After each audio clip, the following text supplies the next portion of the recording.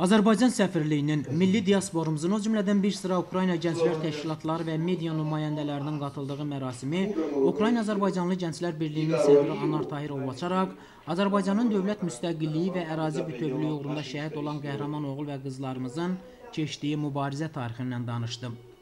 Qeyd olundu ki, anam mərasiminin ülviləşən mübariz devizi altında keçirilməsində əsas məqsəd 1990-cı ilin 20 yanvar gecəsində sinəsini dövlət müstəqilliyimizə tuşlanmış gülləyə sipər edərək şəhid olan 20 yaşlı şair Ülvi Bünyadzadə ilə bu faciədən düz 20 il sonra vətənimizin bütövlüyü naminə düşmənə sarsıdıcı zərbə vuraraq qəhrəmanlıq zirvəsinə ucalmış Mübariz İbrahimovun indiki gənc nəslə örnək qoyub getdikləri ülviləşən mübarizə yolunu davam etdirməkdən ibarətdir.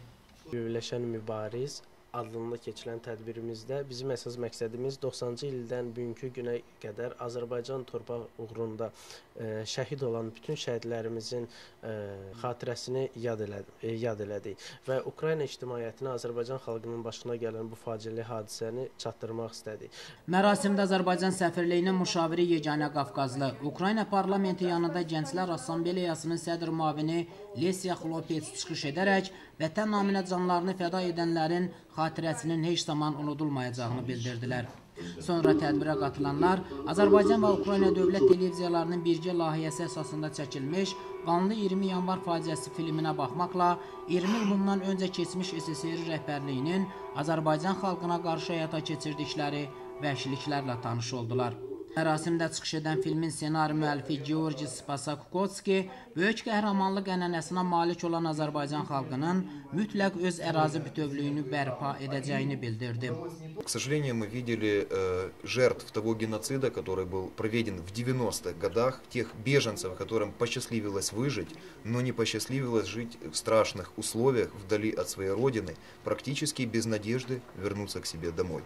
Но все же, сегодняшняя ситуация, та работа, колоссальная работа, которую сделал предыдущий президент Азербайджана Гейдар Алиев и сегодня делает его сын Ильхам Алиев, вселяет в меня твердую уверенность, что Азербайджан воссоединится и территориально, и нация в целом. Люди вернутся в свои дома, справедливость будет восстановлена. И согласно многочисленным резолюциям Совета Безопасности ООН, Карабах вернется как суверенная часть азərbaycanской территории в единое государство.